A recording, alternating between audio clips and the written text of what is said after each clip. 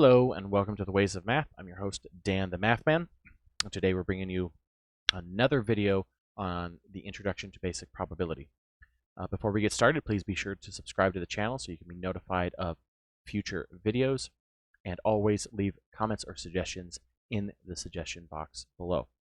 Today we're going to talk about, this is kind of an appendix, so this doesn't really fall in line per se with the series. This is just kind of an added video that may or may not pertain to you, but a lot of students, when they encounter probability, notice that there's a lot of questions relating to a 52 card deck or a deck of playing cards.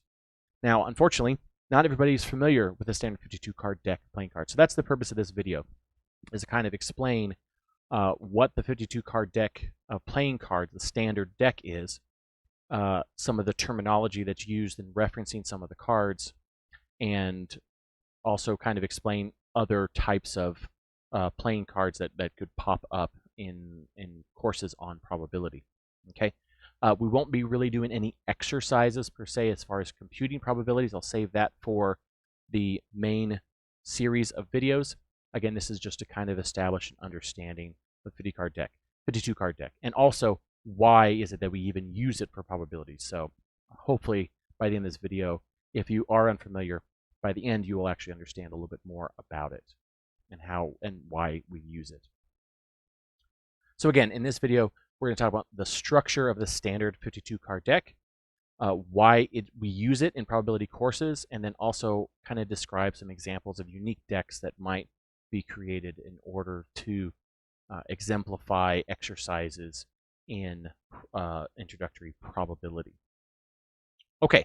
So here is the standard 52 card deck, right? So as we see, we have all these cards here, and they're arranged in a couple of main groups, okay?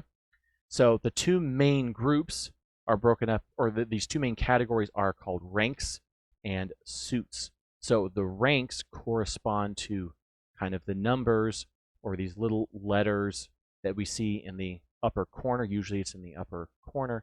And the suits correspond to kind of the pictures that we see on there. But there's also other categories that we can break them into smaller categories that we'll talk about.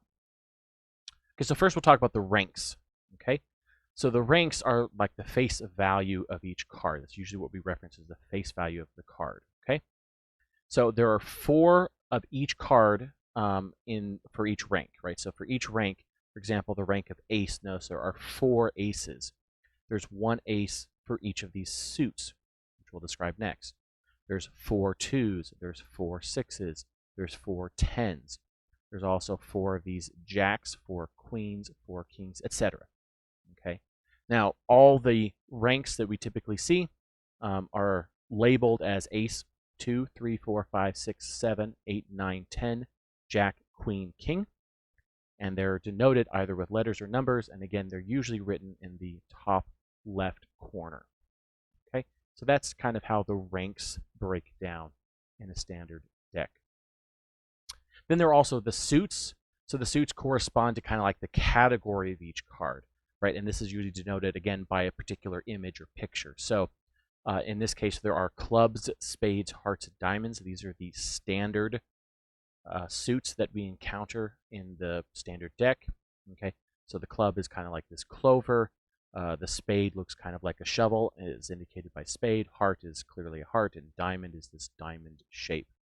Okay, and so we see the suit denoted typically in the center of the card, and we'll also see that when we have a rank of a particular suit, we also see the number of pictures of that suit for a given rank. So like 4 of hearts, there's 4 in this top corner. There's a little heart in the top corner, denoting it's the 4 of hearts, and we see that there are 4 hearts pictured.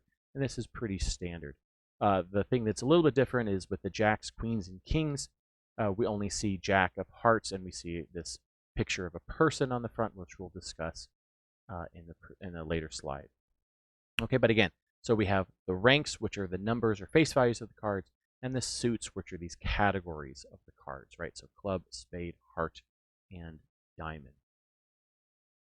So now, in addition to ranks, there are also other categories or subcategories that we do. So instead of just ranks and suits, which obviously are the main categories, there are smaller groups that we talk about. For example, when we reference the black cards, we're actually talking about anything that's either a club or a spade.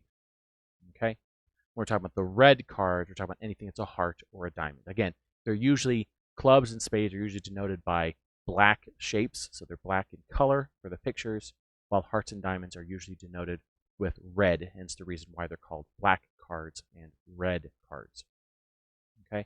And then the face cards are the ones that have the little faces on them. So usually the jacks, queens, and kings, they have a little picture of someone on them.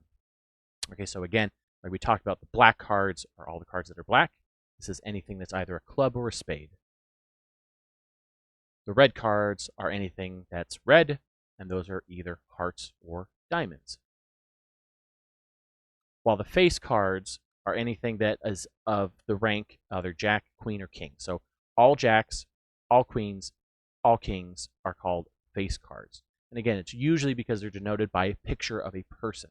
So the jacks are usually denoted by a picture of a young man, the queens are usually denoted by a picture of a woman, and the kings are usually denoted by a picture of an older man. Okay? And so that's what we're referencing. So when we say face cards, we're talking about either a jack of any suit, a queen of any suit, or a king of any suit. Okay? So now that hopefully we kind of understand the structure of them, why do we use them? So the reason why we use playing cards of probability is because they can be broken up into so many clearly defined categories for counting, right? Now counting, as we'll see in later videos in probability, this is an important tool, okay, in probability. We want to be able to count objects. So that's what's so nice about the 52 card deck, is because there's very clearly defined categories. Once we understand these categories and we understand the structure of the deck, it's very easy to count up, right? The number of fours, or the number of kings, or the number of face cards, or the number of red cards. Okay? A little bit of history on it. So we began using them in courses many years ago when most people were familiar with them. So most people were familiar with a standard 52 card deck. It was kind of a normal thing to play cards, and this was the standard deck of cards that were used. Unfortunately, today, they're still used, and we don't really explain the structure of them, even though so many students are growing up without a familiarity of them. And that's essentially the purpose of this video. Is I encounter students all the time that grew up, they never played with a standard 52 card deck, or even if they did, they didn't really understand the structure of it, they didn't think about it much. So that's the purpose of this video, is to explain the structure of what they are, because unfortunately in classes they just kind of take for granted everyone knows what a standard deck of cards is, and unfortunately that's not true. Now, in order to correct this, so one thing that you might see instructors do to kind of correct this problem of this assumption that their students are familiar with the standard deck is they kind of create custom decks. So you might have this in one of your classes, you might have seen this before. It'll have a similar structure to a 52 card deck, but we'll change the names of the cards, we'll change the ranks and the suits and that sort of thing, and they'll become in different varieties. There's also different cultural decks, right? So if you have a different cultural background, you might be familiar with a different deck of cards. It's not a standard 52 card deck. Okay, so again, just this idea that everyone understands what a deck of cards is not true. And so again, you have instructors that kind of create these custom decks, which forces them to explain the structure to the students. And also, even if the students are familiar with one type of deck but not another, it forces them to have to relearn a structure of a different deck.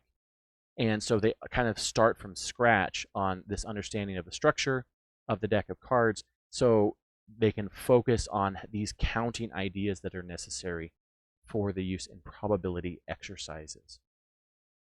Okay, so for example, of these unique cards, you might see a deck that consists of 40 cards, right? It might have 5 suits, and those suits are animals rather than, spade, club, heart, and diamond. And they might have 8 ranks that are colors, so you might have, blue birds, and you might have orange lions, and you might have green dolphins, or things like that. That's just one example. Or you can maybe have a deck of, say, 63 cards that maybe has 7 suits, and maybe those are different polygon shapes, like triangles and squares and hexagons and things like that. And they might still use numbers for the ranks. They might not, or they might use letters for the ranks. Okay. These all create their own kind of special inner groups, right? So, for example, if you see animals, you might think of animals that fly, right? So those might be the subset of the suits, okay?